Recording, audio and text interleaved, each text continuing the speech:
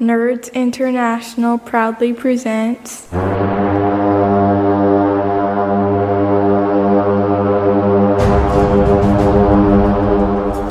Alfheim, the fourth realm of Earth, a world of fantasy adventure awaiting your imagination.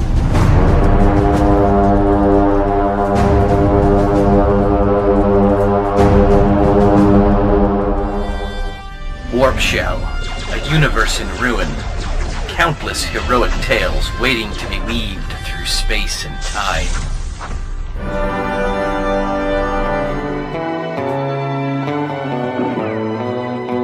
Ghost Mountain, a place caught between heaven and hell, filled with fireside tales of the Wild West.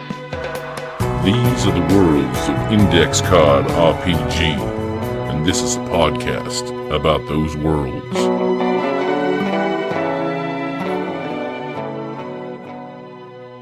All right, welcome to the Threats, Treats, and Timers podcast, episode 14. I am one of your hosts, Gary, a.k.a. the Murder Hobo, and I am here, as always, with none other than Victor Diaz, the man, the myth, the legend.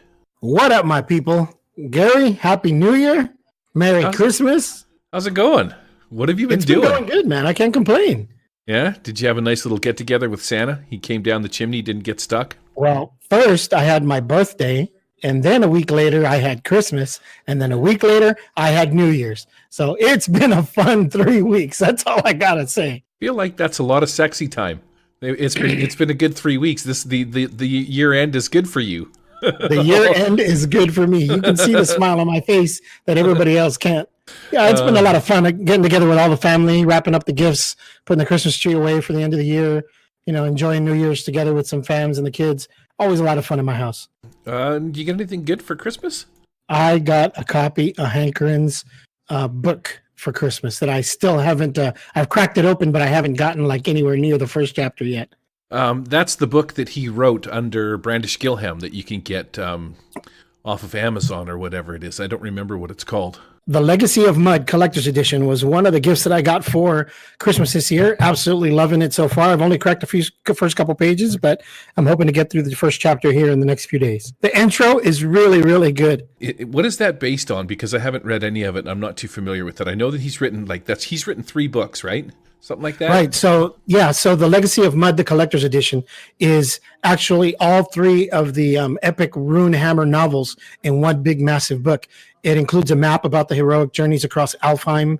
It goes through all the different genres, and it talks about Mud and his whole legacy and the adventures that he goes through. I'm just kind of reading through the whole, bit by bit as we go here and looking at the website to give you a brief description of it, but it's a really, really interesting opening, and I don't want to give any of it away, but just off of the couple of pages that I've read, I'm at 4 or 5 stars already. Absolutely loving it. I just need more time. I'm going to quit my job for a week or 2 just so I can sit down and read through the entire novel, because I think it's 300 or 400 pages. You got to have a staycation so that you can actually get some stuff done. I'm just going to go hide out somewhere and just read and read and read till my eyes bleed. I'm curious to know, and this is, once you start reading that book, the one thing that I want to know is, when you're reading it, is there a lot of places and background stuff on the cities and stuff like that he has written down in his in Alfheim and whatnot? I'm curious to know if that's in there, because that stuff would be fascinating. If you can read behind the scenes about stuff that he's thought up for Norberg and Eyre and all the different cities and stuff like that are up in there, I think that would be pretty sweet. Yeah, I'm reading a couple of the reviews off of Amazon, and of course they're all 5 stars from every single customer. I mean, just awesome reviews, but it talks about that. He says, quote, "The world of Alfheim is more realized with every chapter, and by the end of the universe is as intriguing as Middle Earth." So I'm sure he goes through very detail of all the different lands and all the different places in Alfheim and beyond. I wonder if you can get that in audiobook format, because then I could just listen to it while I'm working. I should look that up and see. I'm pretty sure it's out there somewhere. And what would be even cooler is if Hank read it to me while I was driving around at work. Oh, yeah, you wish. That would be awesome. Did you get any gaming in over the holiday weekend? Or whatever time you managed to scrimp off of work? I did not get any gaming in over the holiday weekend, but I have been putting my nose to the grindstone, working on a bunch of different stuff. I picked up Chimera again for the first time in at least a month or 2. I kind of had to take a break from that and kind of just take care of some other projects that I had going on. Only so much room in the brain as it is. And between that, a couple other secret projects that I'd love to talk about, but I'd have to kill you if I told you about them. Just been busy putting my nose to the grindstone, like I said earlier, working, trying to get these books out, get it done. I was working a little bit on a project that you probably know as well as I do, the Savage Rifts character catalog. So that's been taking up a little bit of time, but there's a few pages here and there that we can probably put out here in the very near future. But as far as ICRPG and a few other games, I didn't really get a lot of gaming in over the holidays. Busy doing family stuff and just kind of taking it easy, taking advantage of the time off. Nice. I got a couple of Google Home Minis for Christmas. Nice. I already had the Philips Hue lights, and my wife was complaining about them because I have to use my phone to turn them off and on. So it's like I have full control over the lights and what color they are. So I bought the Google Home Mini. God. Because now all she has to do is just say, okay, Google, turn the lights on in the living room and they'll come on, right? And then she can adjust the brightness and stuff like that. But I've been messing around with setting timers and getting the routines and whatnot going on. And I got a bottle of whiskey. And nice. Oh, there, see? She just said, hey, Google, shut up. I forgot. I got one installed down here. And I'm going to have to watch what I say now. You just like it because someone actually listens to you now, right? Well, I got somebody to talk to when I'm alone in my little dungeon down here. We did some serious gaming over the last little while. I'm in a short Shut up, really? Iron Gate campaign, a Savage Worlds Last Parsec. The Iron Gate campaign has a very cool flavor of being on a prison planet. So, it's like literally everywhere, and everything that you go or touch or interact with or do at some point was some kind of seedy criminal, and you're just thrown into the world as a prisoner. And so, it was pretty neat. We did some of that. I got my head blown off in about the second session, I think. And then also doing a Rippers campaign. And my 50 Fathoms campaign is about to wrap up. I think I have 2 more sessions now with my 50 Fathoms campaign. I've been going over the plot point campaign. And so in this one, the one that we have left to do, they need to find the item, the item that the Kraken's lost. And then once they find that, it'll lead them to the final battle with the Sea Hags and stuff. So I'm looking forward to that. It's now, been the heavy. big question is, even though this is a ICRPG podcast, but the big question is, are you using the Adventure Edition for Savage Worlds? Yes, and that is why it is a heavy Savage Worlds game going on right now, because we need to learn the rules for the other podcasts and stuff like that. So they've come out with version 2, then they came out with version 2.1, and now version 3 is out, which I'm pretty sure they're cinching it down to the final version. There's going to be a lot of new people coming and into the Savage Worlds community because of this new Adventure Edition and Kickstarter and whatnot.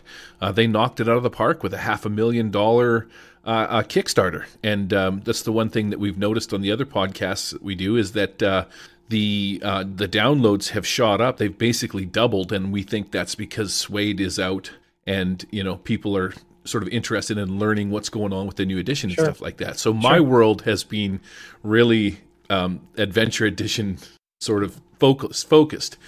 That said, guess what I'm doing Sunday? Playing Savage Rifts. No. This Sunday Playing ICRPG. Yes, I'm doing Doom Vault. Yeah, I was just Oh, watching. no way. Was just watching Hankerin's videos. That he's got 2 of them. One where he does the sideways view and explains it a little bit. I kind of skimmed through that and stopped at all the different rooms and listened to what he had to say about them. And then the other one that he did, where he did the top-down view, which is going to be, I'll be using that battle map and I saw him draw that battle map on a wet erase giant one at RingCon recently. I think we said that in one of the last or the second to last podcasts we did. Absolutely phenomenal. Just get ready for one of the hardest dungeons you've ever played. Because, man, everybody I know that plays in it is just like running for their lives and screaming when they're done with that game. Well, it's like when I watch what he's doing with it, I remember you telling me about that, first of all. And the second thing is, now, did he forget to bring the map, and that's why he drew it in the hotel room? Yeah, so he didn't bring a printed out map with him. He brought a rolled up Chessex big map, but he didn't have the map with him. So he kind of brought up a copy on his phone. He was looking at some things, and it doesn't quite fit on the entire Chessex map. So he altered it, kind of scrunched up a couple of the walls and a couple of the rooms, but he got to get all of it in his wonderful, hankering Sharpie style. Just absolutely insane, dude. He started with a blank canvas. The game was in an hour, and in a little over 40 minutes, he hand drew the entire map. I actually think he gave away the map so the con could raffle it off in the raffles that they were doing, the daily raffles that they were doing. Oh, wow. That's super cool. I was just going to say, I think when I retire, I'm going to take up drawing. But then, I already have a pretty cool setup with my TV as a battle map and stuff, and I could just take his drawing and project it onto my 50-inch TV and let people play off of it that way. It's just as good. Yeah, through Fantasy Grounds, you can do the bits where you just reveal certain sections of it and whatnot. Yep. So, Fog of War, wonderful. Can't wait to hear the story about what happens in Doom Vault. It never fails. There's always someone that dies. I'll be playing it with a bunch of newbies, so I'm really looking forward to... Man, I forgot my train of thought there for a second. This will be the second group of new people that I've introduced into ICRPG, and I'm excited to see that aspect of the game more so than playing it. Because I know the rules. The newbie, the eyes light up when they see all the different effort, and it all makes sense, and you're like, oh, they got it, and good luck, because that's when it takes off. That's when it really starts to run. This is what we're going to talk about. This is actually a good segue into what the main topic is going to be about. And this episode, I will probably title ICRPG Versus, because I wanted to talk about the things that I feel ICRPG got right or does better than any other system. And that's going to be the topic. So I wrote a bunch of show notes for us in the main section. And now that we've been blathering at one another for the last 10 minutes or so, let's kick it over to the main topic. I mean, it's the perfect segue. Let's do it. Okay, everybody, this one's dedicated to the old country, where I used to sip on bourbon all day, slay goblins, and get some sweet loot. It's called Walking Through Alfheim. Come on. Walking through Alfheim, getting to know a wilder kind, looking for a purpose in a tavern side. I would meet you anywhere. Cold and the gar meets the air. Tirolo Stanos, never looking behind. Yeah! Woo! Alfheim, everybody! Woo! Shit! Where's the whiskey? So, my gaming friends, because ICRPG isn't Dungeons and Dragons, and it isn't indie is probably the word I'm looking for, because it's kind of like an indie sort of subgenre of D&D. I don't think that my friends give it the time or the respect that I feel it deserves. So they're always jiving me. Oh, index cards. Oh, banana this. Oh, you know what I mean? And it's just like, it's coming from a place of, and I'm not calling my friends ignorant, but it's coming from a place of ignorance. Because when they make fun of the index cards or they make fun of the banana system, it really just shows me that they don't understand the concept of it. So in this section of the main topic, we're going to talk about some things that I think ICRPG does better than any other system. So we're going to start with, and this isn't something that it does better than other systems, this is just a feature of it. Index cards are really a very small part of ICRPG. They're in fact, they're a separate part of it, where you get a couple of hundred cards with images on them. And the old saying, an image is worth 1,000 words, doesn't ring more true when you're looking at these index cards and you see the pictures that are on them, and they inspire your imagination, like more so than any other sort of written module, because you just shuffle them up, throw down 5, and you're trying to piece a story together in your head. You don't get that with other games. Other games give you a rule system that you can follow, and then usually the adventures and stuff you make up, or they're on the side. But I think that the idea that he threw them in, or that they're part of his system of inspiration, is fantastic. So, like right out of the gate, the index card RPG game, for me, that idea is fantastic. I love that idea. Yeah, I think you hit it right on the nail, right on the head, Gary. Index cards for ICRPG are not the absolute, end all and be all of the game system. The game system itself gets out of the way And the index cards are how it represents that whenever you compare it to other systems. After you've got the index cards in front of you, you kind of generate your story and how they connect together. And then it's just play. There's no having to force rules, wedge rules, get out the old crowbar and, pliers and try to fit this one rule that you really like into a system that can't take it or the story doesn't adapt to it.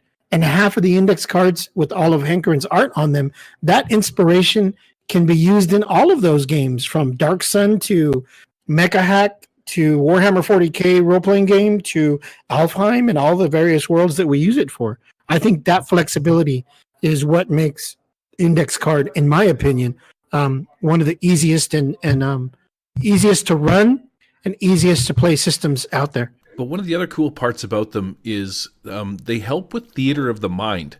Now, you've probably heard me talk about this before. I'm not a fan of theater of the mind. It is not my jam. The reason I think that the index cards help with theater of the mind is because it allows for placement of distance and space. Like, even with just simple cards as images, you get that. That is a huge benefit. You can just say, here is a single goblin on this pile. Behind them is this horde of goblins, and there's images for both. Or you could say, you've got the cave entrance over here, and you can put certain miniatures down on each one of these cards, and then you just know where you're at in the game. And it's super handy in that aspect. Hank Owens talked about that a lot in his RPG Mainframe podcast that you can, attach onto through his Patreon. One of the episodes that he talked about it, he was calling it the campfire effect. And that is the campfire when everyone's sitting around in the woods with nothing to do, no cell phone signal, no games, no dice, no musical instruments, really don't know everybody around the fire as well as you would like. The fire becomes a focal point for everyone's conversation. And it gives you and everyone else around the campfire something to look at so you can have those discussions with each other. The index cards provide the inspiration for theater of the mind to have everyone at the table feel the campfire effect, where instead of a campfire, there's this hand-drawn Sharpie black and white index card with a picture of what you're trying to portray, whether it's a location, a hallway, a broken cross, a dead goblin, the enemy that you're fighting, or even just to portray distance of the mountains in the distance, so to speak. At least you have something for the entire group to focus on without a combat map, without miniatures, without a ruler, without spaces, without squares, and you're just talking through the story. And the index card provides you that campfire focus that you normally would get. He's talked about that in a lot more detail and probably a lot more eloquently than I could. But I agree with you. Index cards provide that inspiration, and totally, whether you play D&D, whether you're playing Genesis, whether you're playing Pathfinder, Savage Worlds, any fantasy, or just take those index cards that he's put out on drive-through, and you can use them as show and tell for any game. You don't necessarily have to use them for index card RPG. It just helps. It's just a beneficial tool. The reason I threw that into my list of the ICRPG versus thing, I just remembered, is because I feel like the index cards, and I don't mean this in an insulting way, are gimmicky. They are a gimmick of this system, but every system has its gimmick, which is why I'm not trying to be insulting when I say it's a gimmick. The reason that I wrote it down is because it just made me think of, like, it is probably the best tool / gimmick that I've ever seen come with the game. You can use these index cards basically in anything. I could use them inside of Savage Worlds. I've used the Warp Show ones for Savage Rifts games. In alien lands, there's an alien and he looks like this, or there's you go into underground area, or you're at the power generator and this is what it looks like and it's this far. I've used them a lot to describe different things happening on the table when there's really no battle map required. There's not a battle going on. It's just descriptions and pictures so the guys can have something to focus on at the table. Yeah, you just want to impart the idea as to what's going on without maybe using so many words. You throw down a card and you're like, you don't even have to say it. This is the generator. Idea. Here's the vehicle. This is the spaceship. That's the alien. And everybody's like, oh, that's what he looks like. Well, I grab his tentacles. No one thought of that until they saw the picture. But it's not a Savage Worlds tool. It's not even made for it. But it doesn't matter. It's just the gimmick that index card RPG, it's like so intuitive and inspirational. It's not even funny. It just gives everyone around the table something to look at and to focus on. And I think that's really, really key. I'm glad you brought that up because I don't think enough people talk about ICRPG and how the index cards are not required. It's just kind of how all this whole concept of an RPG game that Hankerin wrote up kind of started. I noticed that one of the topics you put in was initiative order compared to about 3 or 4 different other systems. What did you have in mind for that? Wait, okay, so here's the thing. Like, you introduce the game to people, they play it, and then, you hear about things afterwards. So this one in particular goes out to my buddy Jamie, who after playing some ICRPG made a comment about how I think he said something along the lines of he felt like he was waiting for his ass to unpucker as it came around to his turn. But here's you know what I mean? Because when you're going to go, and you're always going at the same time and stuff like that. I've heard that same complaint, but in index card there is no rolling for initiative. It just absolutely changes the game. In the Eberron game that I'm playing, we've only played once or twice. We just starting up a new campaign. Same group of guys, one newbie, and I didn't even ask them to roll for initiative. I went right into combat on the first one, and we just went around the table. It was so intuitive. They did not even bother to ask, why didn't we roll initiative? We were 4 or 5 combat turns in before they realized what they were doing. So here's my thing. And it's when people say things that aren't very well thought out, it just and I'm such a fan of ICRPG that it just rubs me the wrong way. And this is going to be my rant episode is what it is, because I've heard other things. Soapbox. So initiative order. There is an initiative order, but there's no initiative in ICRPG. You sit down at the table where you want to go, and we just go around in a circle and tell the story. Right. Now the recommendation is fighter first, thief, mage, priest at the end to get the heals in before the DM goes. But here's the expanded beauty of this system. Everybody gets to go. You know when you're going to go. You're forced to pay attention to the story because the guy 1, 2, or 3 spots ahead of you, the story that him and the DM are having is also part of your story. They're making up the adventure as they go along. So the next guy can expand on what player 1 does, player 2 expands on, and then your player 3, you can expand on that. And you just sort of go around in this continuous circle. Everybody gets a turn. The game is never slowed down while you, like in D&D, roll a dice and then add your dexterity and then write your number down. You're going through the computations of dice rolls, bonuses, penalties, attack rolls, all that other stuff. Well, I just find that out of all of the systems that I've played or I've taken the time to read about, this one is my absolute favorite. It solves problems, period. It solves the problems of the game being led by the most boisterous person in the bunch. It solves the problem of players not taking turns or adding to the story because the story is literally driven by everybody going around in a circle and taking their piece of the story pie as it comes around. The next best one I would say is Savage Worlds by far. The cool part about Savage Worlds is you just have a deck of cards and you just deal them out and you go from, top to bottom. But there's the nice part about Savage Worlds, everybody has their card in front of them. This is what you are and where you go. But you get everybody that Joker knows bonus. When everybody goes. Yeah, you can see the cards, right? Unlike D&D, where you have to spend 5 minutes bloody well rolling dice and figuring out a bunch of stuff. Yeah, everybody take a bio break while I figure out how to do initiative, and the story just goes. There is none of that in ICRPG. Yeah. And so, in a system like Genesis, you're still taking the time to have everybody roll initiative, and you're still taking the time to write it down, and you're still taking the time to organize the slots. Now, it's not as it's a better system than Dungeons and Dragons for sure, but it's still not, in my opinion, it's just not a good system. I think the system is clunky and it slows the game down at a point when it should be the fastest. Initiative. When you're ready to go, everybody grabs their dice as soon as they hear it's roll for initiative and they want to get right into fighting. Most of the time, the fighters are going to get right into it and start putting damage on the board, start putting damage on the machine or on the monster. In ICRPG, if you're the left hand of the DM you better have your dice ready and waiting because it's time to go. Okay, it's time to attack. The monster goes. You're first. There's no roll for initiative. You're first. That's all the DM has to say. And that person's usually and everybody's just like, just swing at him or something.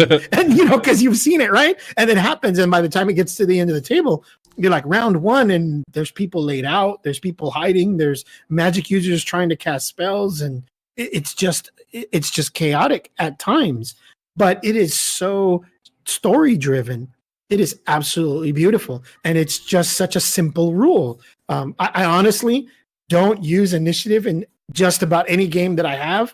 I've even tried it in Savage Worlds and Savage Rifts, just initiative order clockwise around the table. And most of the time people just keep going with it. They don't even bother to pick up the cards anymore. Yeah, Savage Worlds and ICRPG for sure. And again, I feel weird calling it initiative inside of ICRPG because you're not really setting anything up. You're just going. ICRPG has the best initiative because it has no initiative. No cards to draw, no rolls to make, no maths or turns to organize. It solves game stutter by pre-organizing turn order. You don't get those long silent pauses where players are waiting for everyone else to go, or waiting for initiative to be figured out, or who is going in this slot. It solves follow the leader gameplay by including everyone. You don't go first one round and last the next, and then combat's over somewhere in between. ICRPG's system of initiative, or like turn order initiative, is freaking genius on so many levels.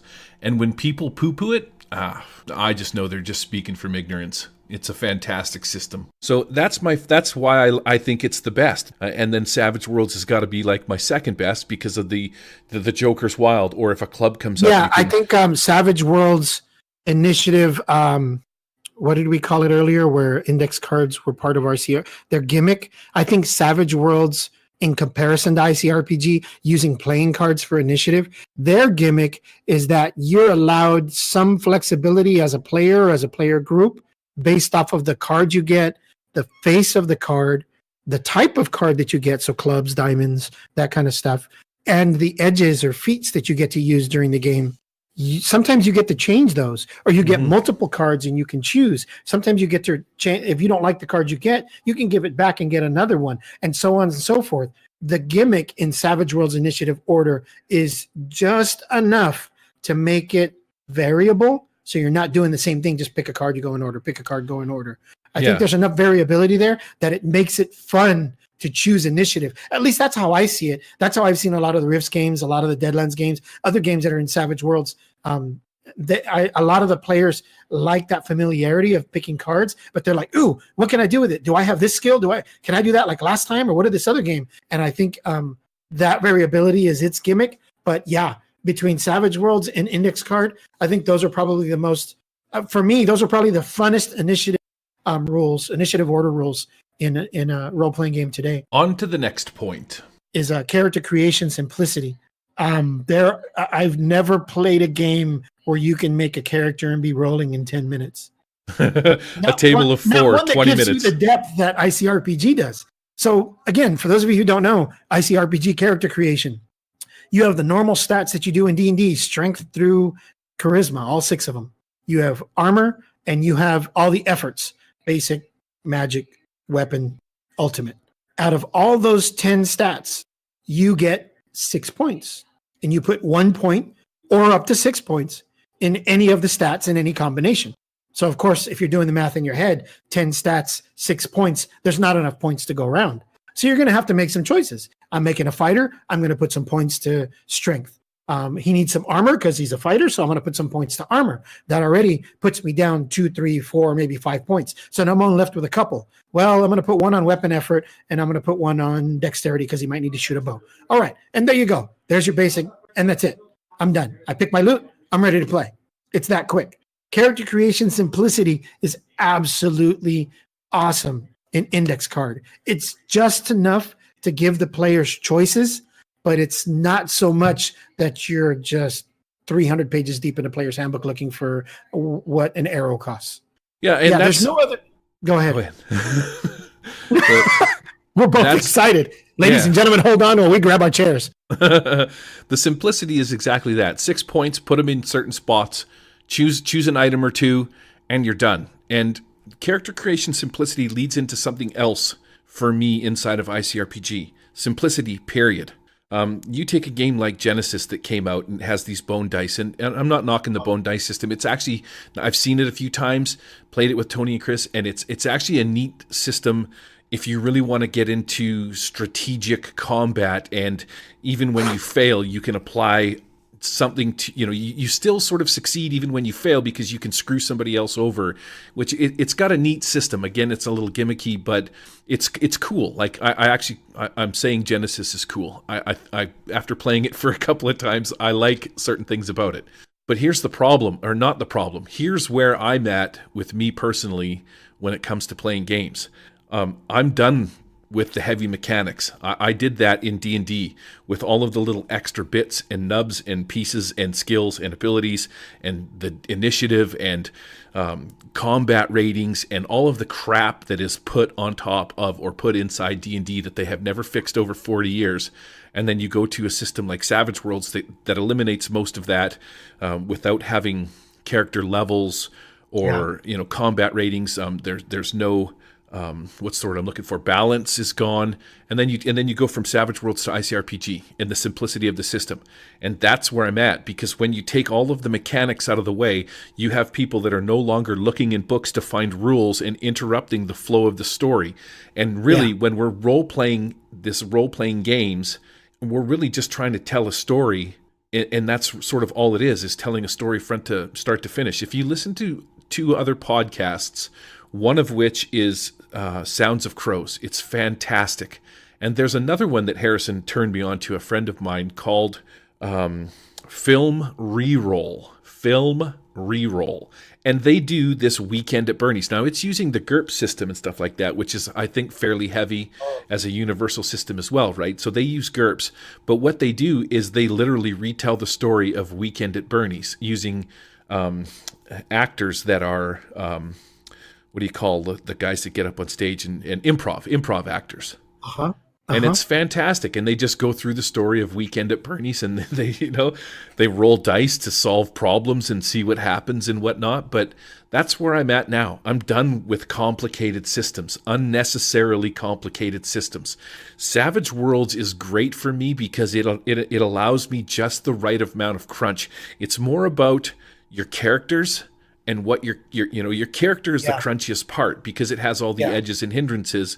You want your character to have all the crunchy parts because that's what makes it fun. But you don't have so much crunchy parts that, like GURPS, you need to get out a calculator to figure out your character sheet. Yeah, exactly right. And I have never created a character inside of Genesis, so I can't speak to that system, but I can say versus D&D, this is so much better. And if you've played a lot of D&D and you're coming over to this, just the mere idea of while you're playing the game, somebody says, I want to pick the lock, and you just say, roll agility. It's not, find where stealth is, or, do you have thieves tools with the and what's your level and what's your proficiency bonus? And do you have any thieves tools? And do you get it? And what's your dexterity bonus? And, next thing you know, you're having to make an algebraic equation just to be able to, roll a die to pick a lock. Now, granted, this is coming from someone who's been playing D&D since 1986. So I know something about the D20 system in Dungeons and Dragons and Savage Worlds since it was out with the original Deadlands and ICRPG from the beginning. And in comparison, that's how I look at the worldview of RPGs. D&D being Pathfinder, Starfinder, GURPS, all the really crunchy systems. Savage Worlds is that happy medium in between. Very few systems that can compete or step up to that. With ICRPG being a rules light system, very not so much a Fate. Fate would be somewhere in the middle. There's a couple other systems, but ICRPG being able to give you the best of all of those worlds and still just getting out of the way and allowing you to bring the story together and bring the characters that you have around you and give them enough loot, enough abilities, and enough crunch to just kind of drive that system. That is absolutely the truth on how character creation simplicity really drives the system. The players and their characters and what they can do and how easy it is to put them together really makes all that up. And I don't think there's another system that captures it like that. Right. So moving on to the next one on the list, items as level ups. Oh, So yeah. I've heard somebody say, I don't like loot-based games. And I'm just like, I listened to a podcast of his, and he goes on about how he created this individual sword for somebody that had a name and all these skills and abilities. And I'm let like, me stop you right there. Gary. I apologize. If you don't like loot-based games, you don't like role-playing games. right? Aren't they all loot-based? Yeah, That's what I was because thinking. look, it has nothing to do with loot. Let's take a game that has very little to do with loot. Vampire the Masquerade. What is Vampire the Masquerade? The ultimate thing that you need to do as a vampire. Not only do you need to survive from being killed by the vampire hunters and about the 101 other clans that are after you and the werewolves and everyone else, you seek power.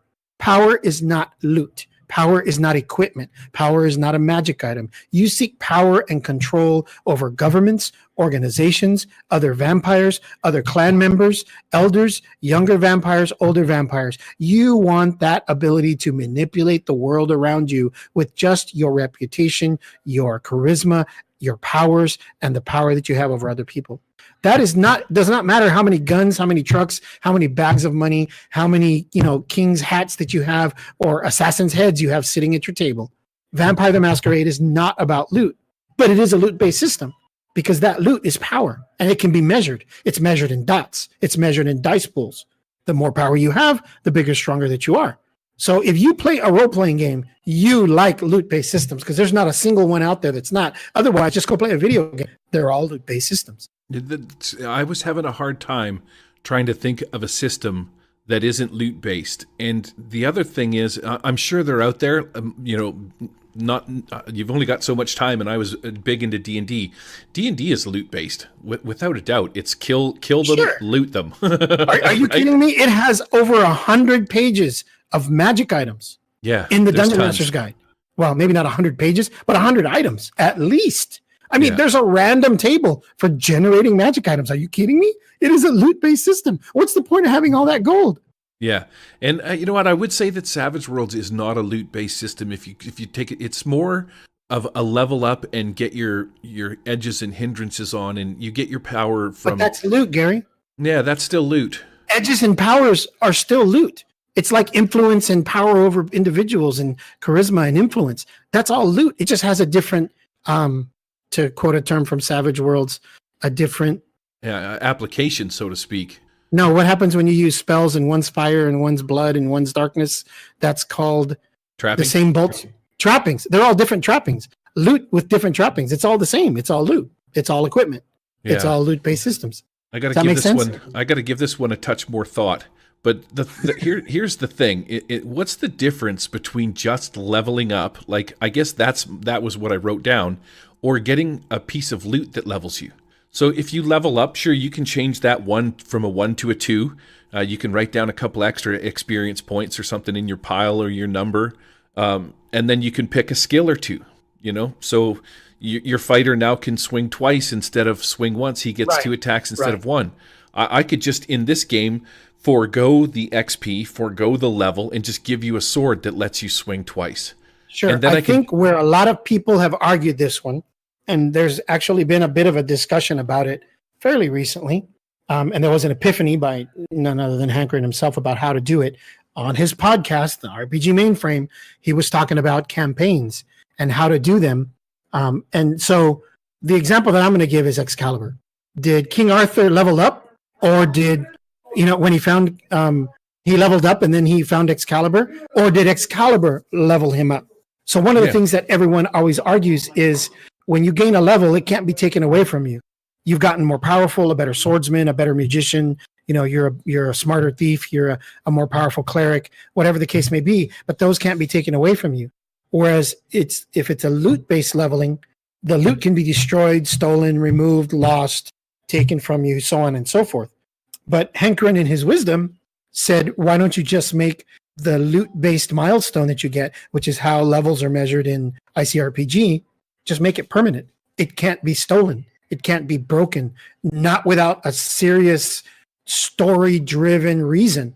If a Tarrasque swallows the rod of might that you have, okay, well, that would be a legitimate reason. If you throw the magic invisible ring down into the volcano, that would be a legitimate reason for you to lose it. Otherwise, can't be broken, can't be destroyed, can't be taken off your body, not something that you would normally leave lying around in the tavern after a drunken night, that kind of stuff. And I thought, to me, that was absolutely light bulb moment. Like, wow, just like that, he solves the problem. There's already items in games, because you can take advancements and you could take a Heartstone. That can't be taken away from you. You just get extra hit points. Now, going back to what you said with Excalibur, the beautiful part about that is really, who is King Arthur without Excalibur? If you think about it, who's Drizzt without his 2 scimitars? I'm sure he's still a kick-ass fighter. That is right on the button. Exactly. That was exactly my point.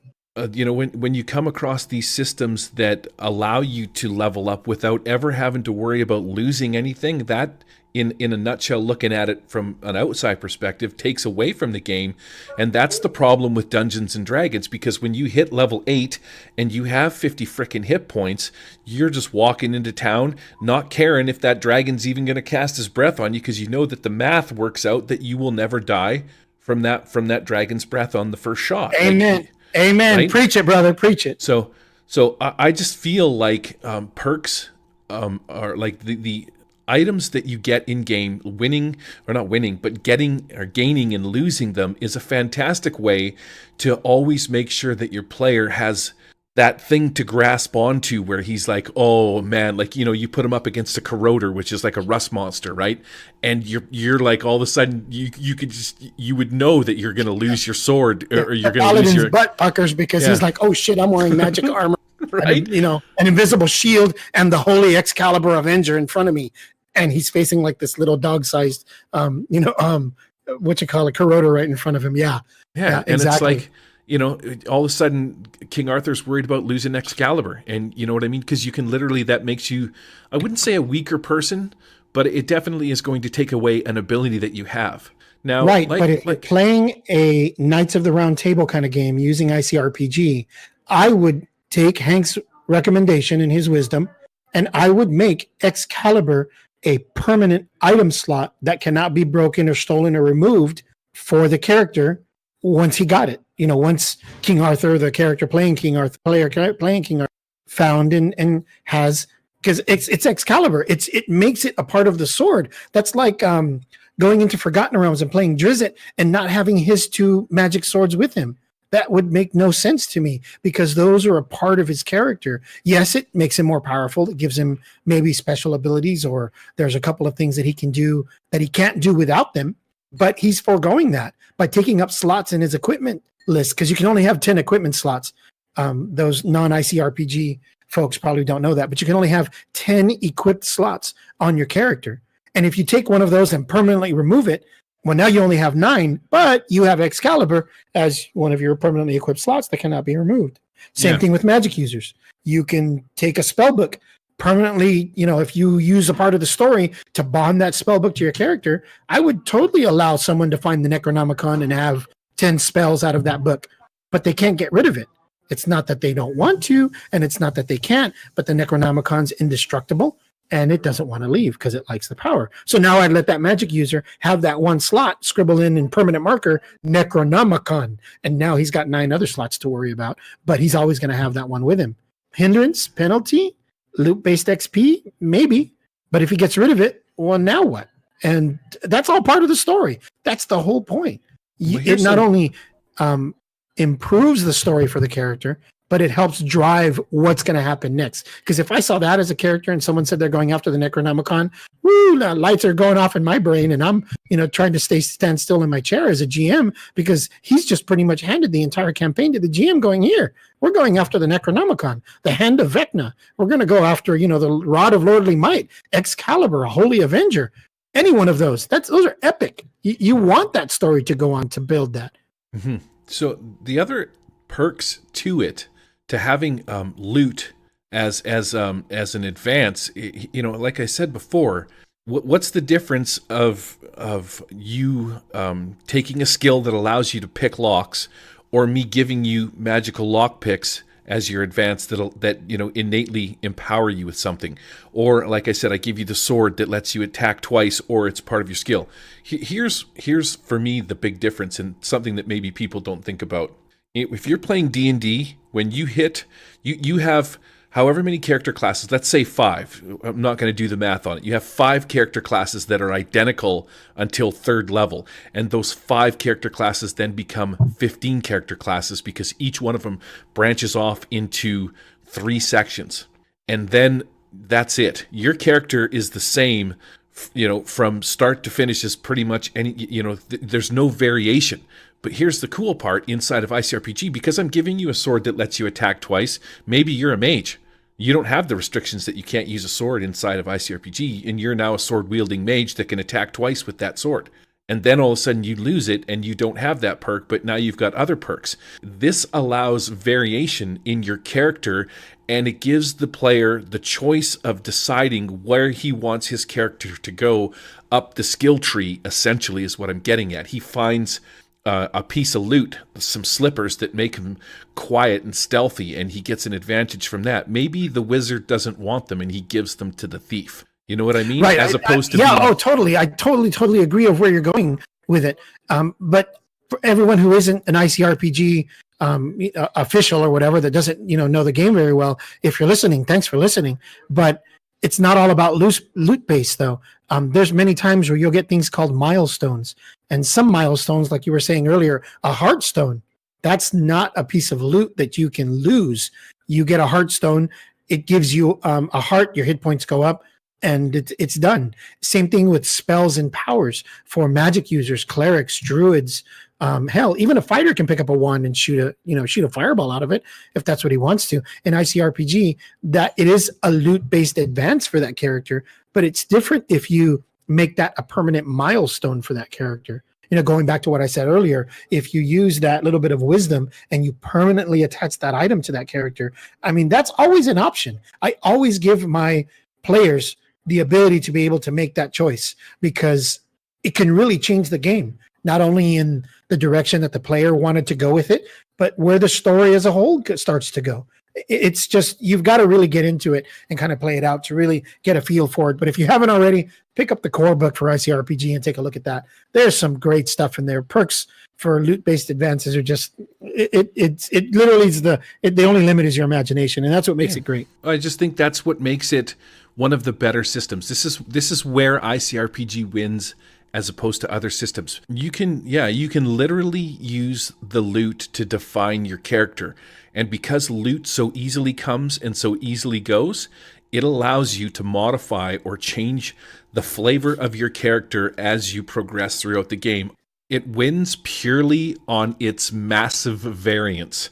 You've got a hat, a belt, a necklace, a ring, and this is your advance. This is you taking an advance on your character, and it can be anything. It's unlimited variability through loot. And then the cool part is you find out you don't need those stealthy slippers. You toss them away and you put on some boots that do something else for you. Maybe let you climb a wall or something. You find that more useful. Or you found out that it wasn't the boots that were giving you the ability. You throw the boots away and you realize, I've gotten good enough now. I can climb any wall or stand on the ceiling anytime that I want, because your milestones have given you the ability that the boots did. So now it's a permanent ability, and you can throw the boots away and you don't have to worry about it anymore. So it doesn't have to be loot based, where loot is not a piece of equipment. And I think we've hashed that to death. If you guys want to talk about that more in the forums, go take a look at forums.runehammer.online. That's where we spend a lot of time, Gary and I and all the other lumpy heads that follow Hankerin and his ICRPG weirdness. All right, next item up on the bulletin board here, we wanted to talk about room target numbers. Yes. What did you have in mind? This was something that I had heard that irritated me once again from somebody who will remain nameless. Damn it, people, quit pissing him off. They made a dumb comment about they didn't like the room target numbers because if the room target number is set to 13, the difficulty is the same whether you jump 5 feet or 20 feet. And it's a dumb thing to say because it's not. Here's an ignorant statement. They don't know the rules. They're right? making an assumption. And it's an incorrect assumption. On so many levels. First of all, you can jump 5 feet. That is feasible. Jumping 20 feet is not something I would let you do. I would let you do it, but you're going to careen to your death. Athletes that can't jump 20 feet. Right? You're careening to your death down to the bottom of that pit. Secondly, if it's the difference between 6 feet and 10 feet, you're going to make a hard check. That room target number is variable based on the situation in a simple way. There isn't this back and forth of, oh, it's dark.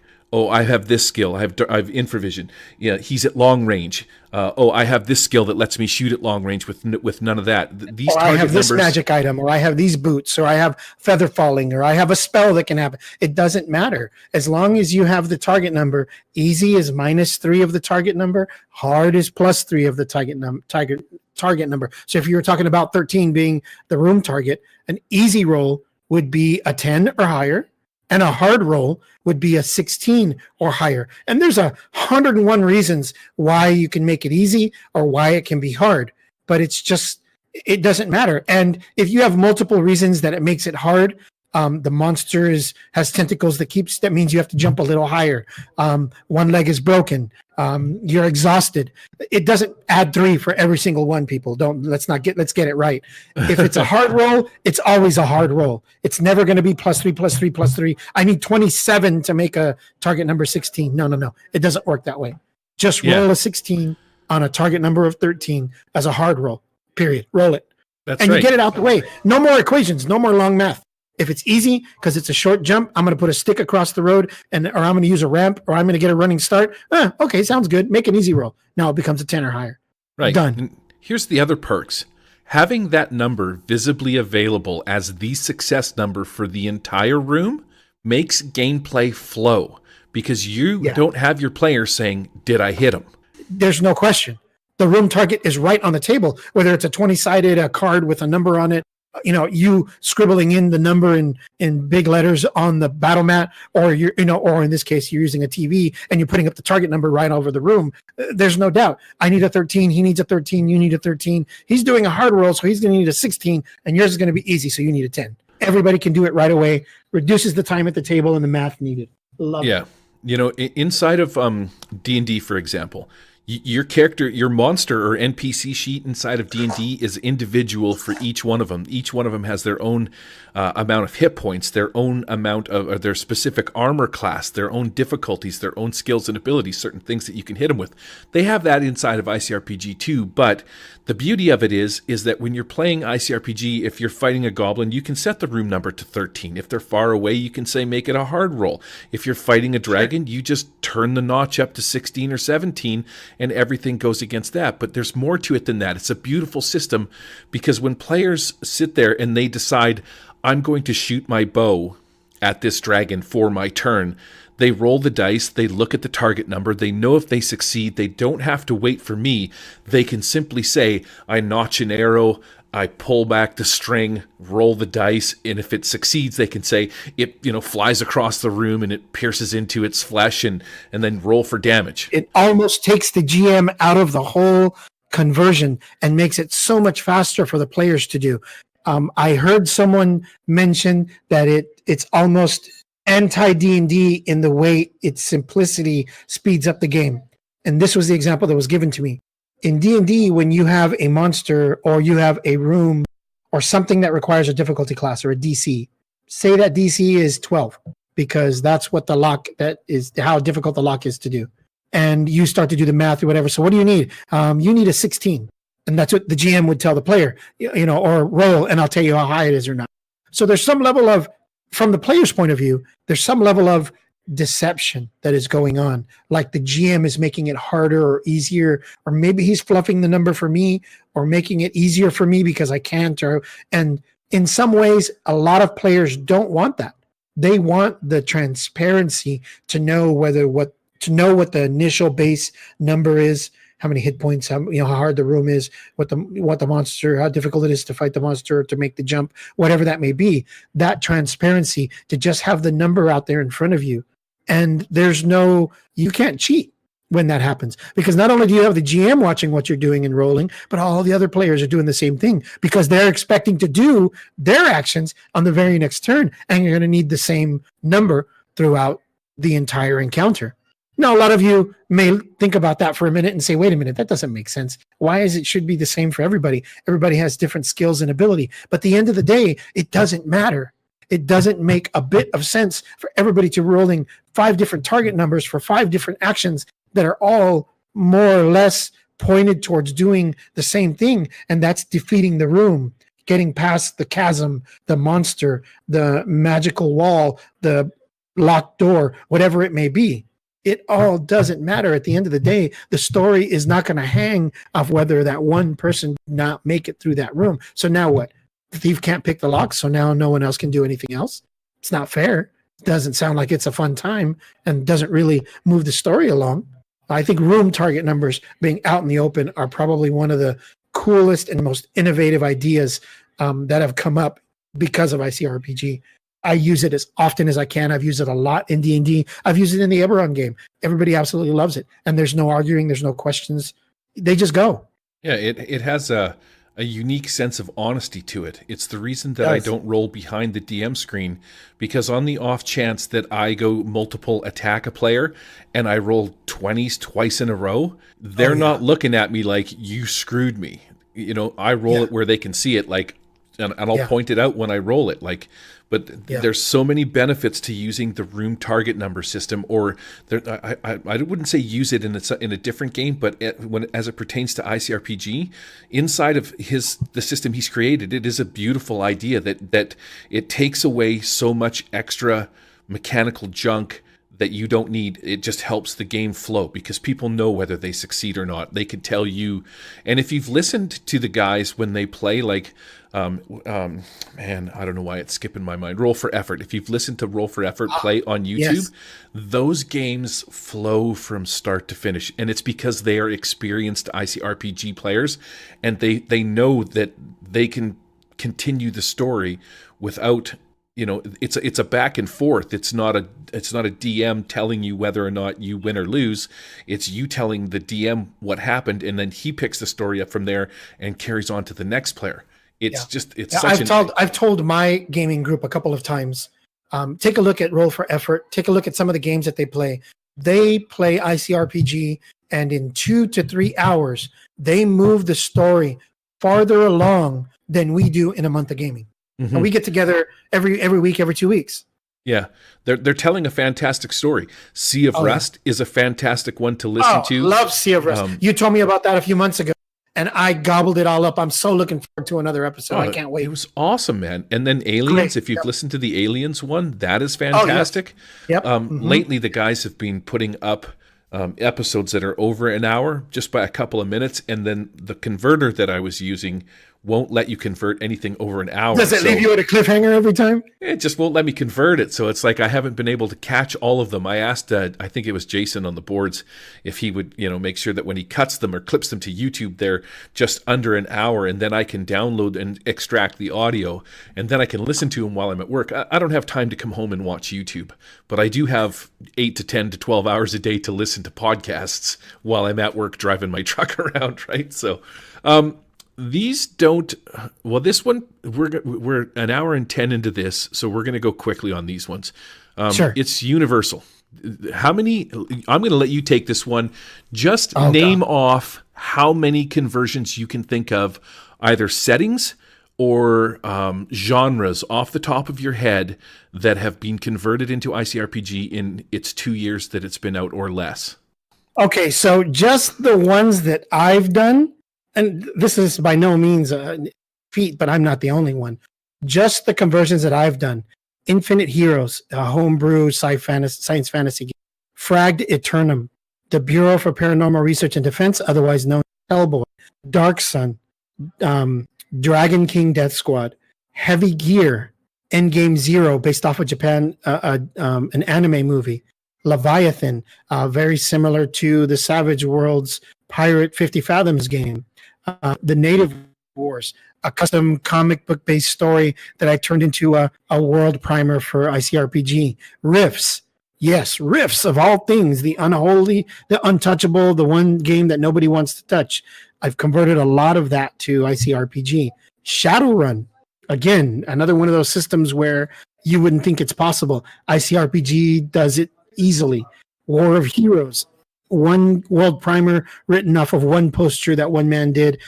Just totally awesome idea. Star Frontiers, that conversion is in the process, and I'm getting there on that one. But that one's a lot easier because I just use Warp Shell for a lot of the stuff. Warhammer 40K. The list goes on and on. There's plenty of stuff that you can do with it, but that's just a few of them, and it's so much easier to do than with all the other systems. It's ridiculously easy to convert to it. It comes with, in the core, a fantasy setting that is essentially just a bunch of, there's maybe 10, 15 cities with very little, almost no to very little background so that you can create your own. There's just enough in there to tell you sort of what the base city's about. And then there's maybe 3 bullet points that you can pull off of about adventures that you can do inside there, somebody you can meet, something you can go do.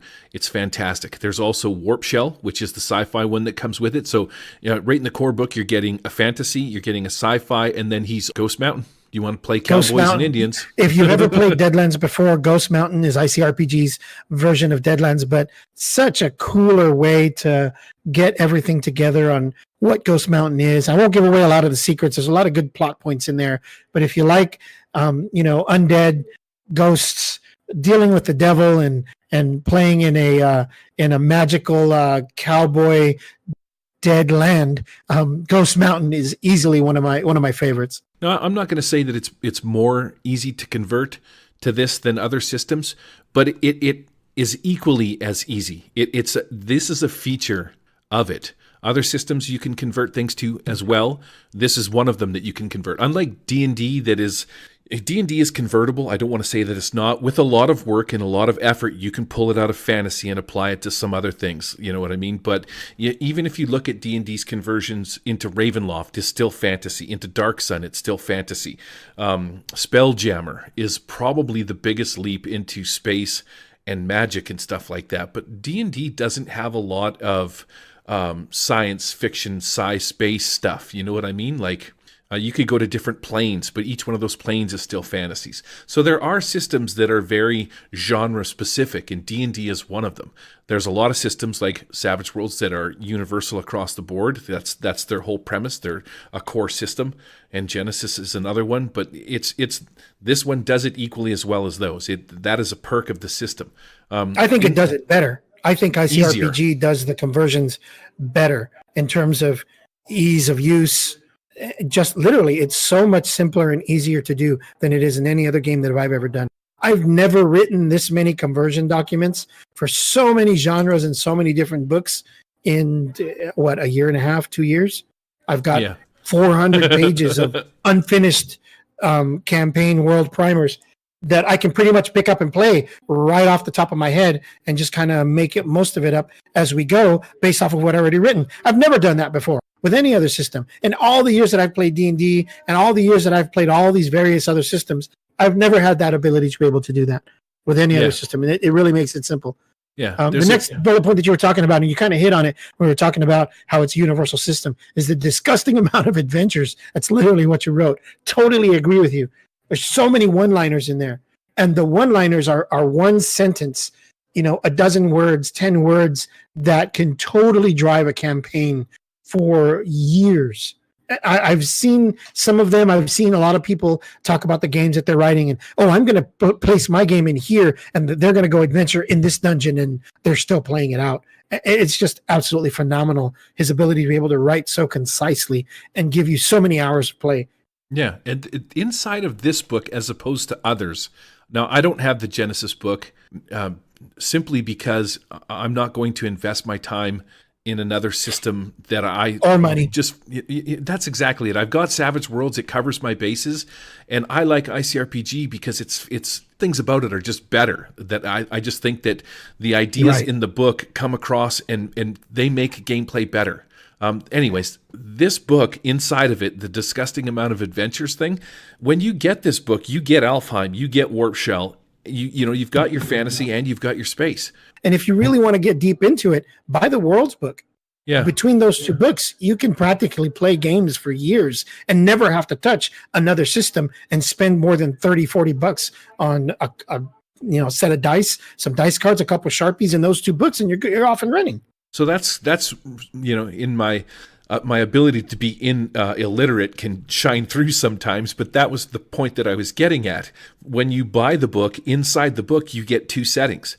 When you buy Savage Worlds Adventure Edition, you're getting the core rules and maybe a couple of adventures, test adventures, small little one-pagers in the back, but you're not getting actual full-fledged settings, full-fledged worlds, or like, full-fledged science adventures to go do. Like you are inside of the core. You get everything is wrapped into this one book. It's fantastic. I think GURPS is the same way. Like you buy the core book. Genesis, I think, is the same way, but I can't say for sure. But I think you just get, here's the core rules. Then they came out with another book called Terranoth, and I know the guys are waiting for an Android one to come out so they can do and different Savage stuff. Worlds is the same way. Savage Worlds, you get the core rules in the Savage Worlds Adventure Edition.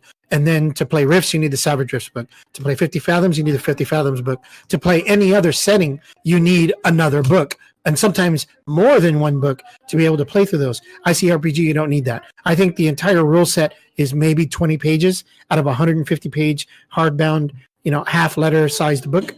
The rest is fluff, adventures, character ideas, loot tables, a bunch of whole other stuff that any GM should be able to read through. And we haven't even talked about the GM section yet. That's a whole nother section that is just genius in a couple of pages. Genius in a couple of pages. That's the last premise, the toolbox. That is basically what I meant when I wrote down toolbox. This book is filled with insight, cool ideas for speeding up gameplay and making not only interesting encounters via having the land shift in such a way where you put chasms between people, or you put walls between people, or pinch points. Like it specifically tells you in the book, make your combat encounters more interesting. It gets rid of all the crap so that when you're actually playing the game and somebody wants to do something complicated, you don't need to look in the book and say, okay, what does this do? Sometimes that's cool. Good show notes, Gary. I think in the last hour, we've been talking about ICRPG, trying to convince everybody of what they should be saying or what they should be playing and why they should be playing ICRPG. So, Hankerin, if you're listening, you can send $1 to the Murder Hobo Show for every book that you've written, because I think we've probably sold about 20 more books here in just a few moments that we've spent talking about it. But in all honesty, folks, if you haven't taken the time to go out and take a look at ICRPG, you can pick it up on Amazon. You can pick it up on Drive-Thru RPG as a PDF. Just go get a copy of the book, play the game, and if you can't find anybody to play the game, give us a call and we'll set up something on Tabletop Simulator and show it how it's really done. My final note is, if nothing else, you should read this book to be a better GM. Once you read it and you get the gist of it, you'll be like, why am I playing with all of these other stupid rules that just slow the game down? Now, the thing is I shouldn't really actually say that, even though that's how I kind of feel, but some people want to play chess. Other people just want to play checkers. And I can play 5-10 games of checkers with other people way quicker than I could play one game of chess with one person. Do you know what I mean? It's like, that's sort of the difference. It's fast action. It's good. It's fun. You're kicking ass and taking names and doing things, and you're not waiting for your turn in initiative. In Savage Worlds, you could go first one round and last in the next, and you've got 10 people going between the two of you, because you got 5 players. You're first in one round and last in the next, and there's that leaves you 8 slots in between. Like, that is not a thing. It's round, it's storytelling, man. It's so many things. There's so many good nuggets inside this book for it being a toolbox. I mean, that's the whole reason we created this podcast. Gary and I couldn't stop talking about it. Once I hooked him into ICRPG, he scribbled it down as one of those things to read. A few days later, he's like, hey, let's do a podcast. This is really good. Holy crap. And we talked for like 2 or 3 hours before we said, hey, we should record some of this. And we talked for like 2 or 3 hours more and got the first couple of episodes in. And here we are, episode 14, almost a year later, still talking about ICRPG. Not necessarily trying to convince everybody to go out and buy it, because we don't make any money off of it. We simply like what it is. It's a really great toolbox that is universal, simple, intuitive, and just a heck of a lot of fun, man. After 20-something years, 30-something years of playing role-playing games, I was talking to Hankerin earlier today. I haven't had anybody stroke my imagination as much as this game has, or as his ideas have. And there's a little bit of genius in there. He doesn't get enough credit for it. But go out and pick up the book, ladies and gentlemen. We will talk to you next time. Yep, whenever that is, we don't know. To the outro. Last thing I want to say is, being an old grognard of D&D, this book has made me after 35 years or more. I'll be 47 this year. Almost 40 years of DMing. This book alone has made me a better GM. Yeah, in what's the word I'm looking for? Where it's multiples of is what I'm saying. Do you know what I mean? Like tenfold is what I would say. There's so many good nuggets in this book and things that just make you stop and think, why didn't I do it this way? Why am I always doing it the hard way? So anyways, to the outro, Victor.